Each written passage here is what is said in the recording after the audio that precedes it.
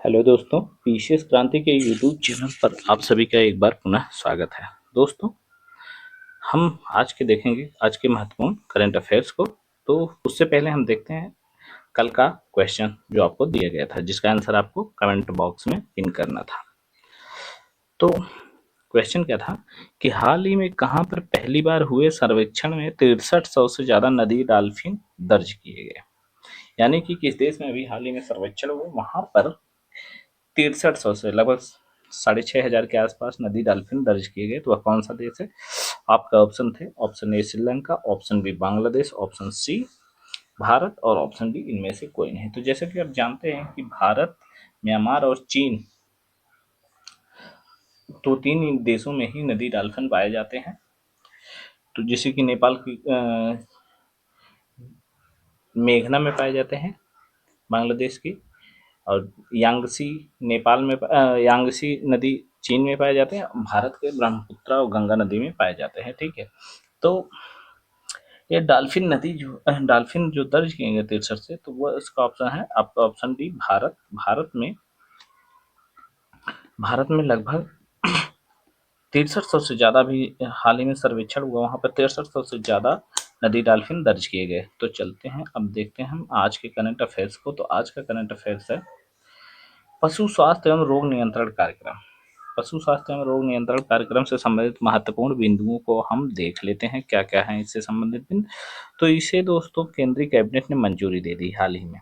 ठीक है, वैसे यह कार्यक्रम पहले से ही चल रहा है, लेकिन आगे बढ़ाने के लिए, इसकी अवधि बढ़ाने के लिए, अवधि विस्तार के लिए केंद्रीय कैबिनेट ने इसका मंजूरी दी थी। इसके घटक क्या क्या थे उसको देख लेते हैं। तो यह 3 घटक मेनली थे। पहले तो 2 ही थे, लेकिन एक लास्ट में एक और जोड़ा गया अब की बार। तो पहले जो 2 थे वो थे राष्ट्रीय पशु रोग नियंत्रण कार्यक्रम। राष्ट्रीय पशु रोग नियंत्रण, इसमें पशुओं के रोग से नियंत्रण संबंधित कार्यक्रम को चलाया जाता था। जैसे कि कुछ दवाइयाँ दी जाती थी, गला घोटू, ब्रुसोलिस और इन सब के लिए कुछ दवाइयाँ दी जाती थी, जिससे कि पशुओं में बेहतर इम्यून सिस्टम बनाया जा सके। ठीक है, और दूसरा था पशु स्वास्थ्य एवं रोग नियंत्रण, यह भी उसी से संबंधित था।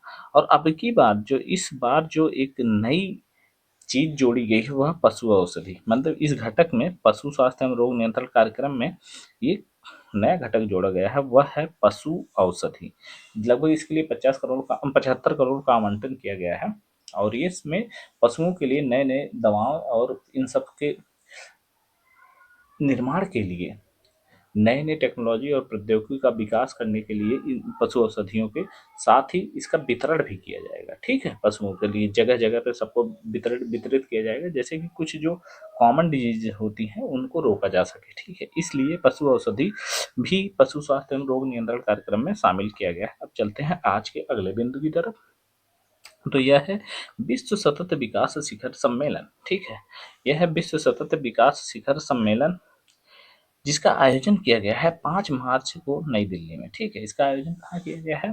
5 मार्च नई दिल्ली में। ठीक है, और ये क्या नाम क्या है? विश्व सतत विकास शिखर सम्मेलन। ठीक है, इसमें क्या, इसका आयोजन करता जो है वह मेनली टेरी है। टेरी यानी कि ऊर्जा एवं संसाधन संस्थान, टेरी जिसे बोलते हैं शॉर्ट फॉर्म में, वह उसने विश्व सतत विकास शिखर सम्मेलन का आयोजन 5 मार्च को नई दिल्ली में किया गया। इसका विषय क्या था, विषय को देख लेते हैं। तो दोस्तों, इसमें सतत विकास और जलवायु समाधान में तेजी लाने के लिए साझेदारी, यानी कि सतत विकास और जलवायु समाधान में तेजी लाने के लिए, यानी वित्त पोषण और फिर इसके समाधान संबंधित और त्वरित प्रक्रियाओं, इन सब के लिए प्रौद्योगिकी के विकास के लिए लोगों में साझेदारी बढ़ाने के लिए इसके विषय से संबंधित यह शिखर सम्मेलन का आयोजन किया गया था। ठीक है, सतत विकास नेतृत्व पुरस्कार।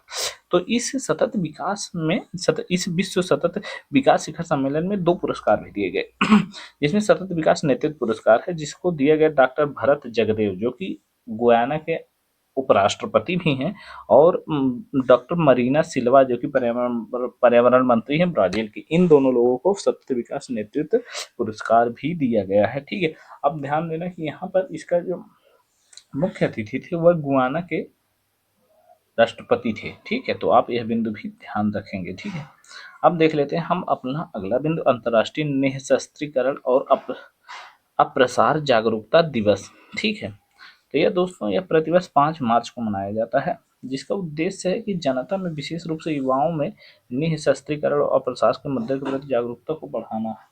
क्योंकि आजकल बहुत ज़्यादा ही युवाओं में यह देखा जाता है, शस्त्र के प्रति आकर्षण ज़्यादा है, तो इसी वजह इसकी जागरूकता को बढ़ाने के लिए निःशस्त्रीकरण के लिए अंतर्राष्ट्रीय निःशस्त्री और अप्रसार जागरूकता दिवस मनाया गया है। फीफा विश्व कप 2026 से इससे संबंधित कुछ महत्वपूर्ण तथ्य हैं, तो देख लेते हैं। इसका आयोजन किया जाएगा यूएसए, मैक्सिको और कनाडा में, यानी कि फीफा विश्व कप 2026 का जो आयोजन किया जाएगा वह यूएसए, मैक्सिको और कनाडा में किया जाएगा।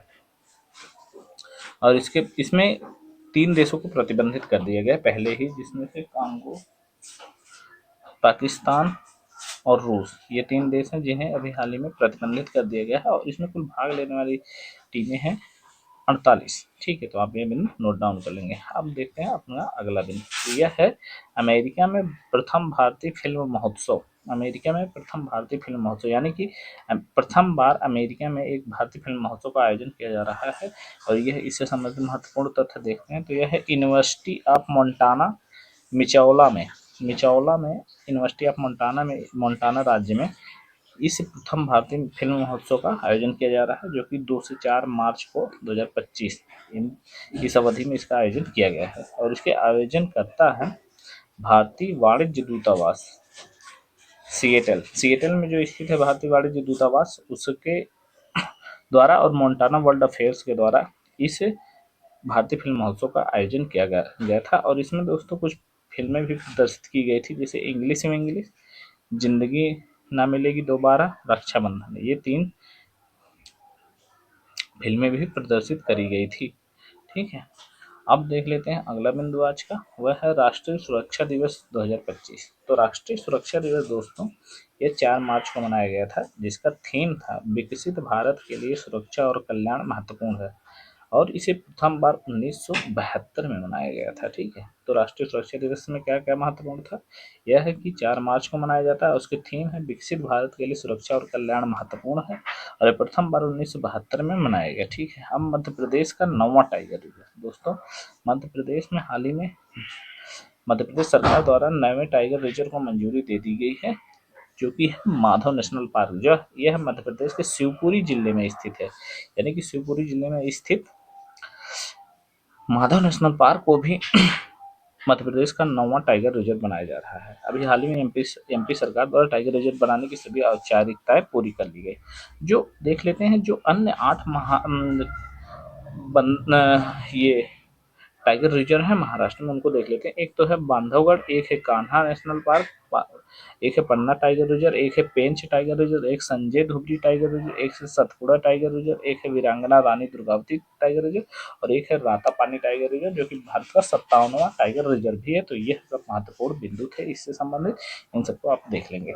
तो आप देख लेते हैं कि तोप गोला कॉम्प्लेक्स ये कहाँ बनाया, इसे क्या संबंधित तथ्य है, इसको देख लेते हैं। तो दोस्तों तोप गोला कॉम्प्लेक्स साढ़ कानपुर में इसका शिलान्यास किया गया, और इसका शिलान्यास किया है गौतम अडानी ने अदानी डिफेंस एंड एरोस्पेस में लार्ज एम्बिशन कॉम्प्लेक्स की नींव रखी है। यानी कि ये तोप गोला ऑप्शन है, इसका स्थापना करी जाएगी साढ़ कानपुर में। ठीक है, और ये दोस्तों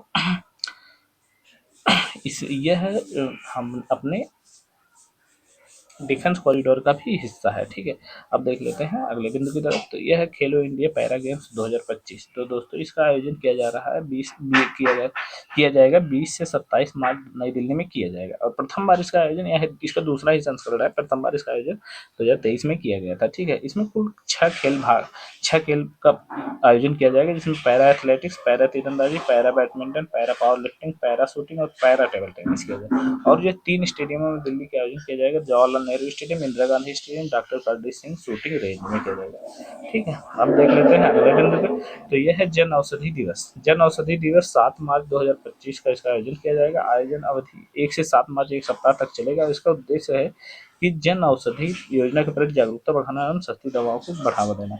तो अब हम ये थे आज के करंट अफेयर। अब हम देख लेंगे अगले अपने तथ्य को, जो कि संबंधित प्रश्न है। इससे संबंधित आपको 2 क्वेश्चन दिए जाते हैं। पहले क्वेश्चन का आंसर हम खुद करते हैं, दूसरे को आपको कमेंट बॉक्स में कमेंट करना होता है। तो पहला आंसर, हाल ही में टाटा इलेक्ट्रॉनिक्स द्वारा देश का प्रथम व्यावसायिक चिप कारखाना कहाँ स्थापित किया गया। आपके option A Maharashtra, option B Gujarat, option C Karnataka, option D Telangana. तो ये इसका आंसर है ऑप्शन बी गुजरात के धोलेरा में टाटा इलेक्ट्रॉनिक्स द्वारा देश का प्रथम व्यावसायिक चिप कारखाना खोला गया? तो यह आपका क्वेश्चन है दूसरा, इसका आपका आंसर कमेंट बॉक्स में देना होगा। हाल ही में अरब लीग शिखर सम्मेलन का आयोजन कहाँ किया गया? तो आयोजन आपका ऑप्शन है, option A Dubai, option B Riyadh, option C Doha, option D काहिरा। तो यह था आज का करंट अफेयर। कल के करंट अफेयर के लिए हाजिर होंगे, तब तक के लिए नमस्कार।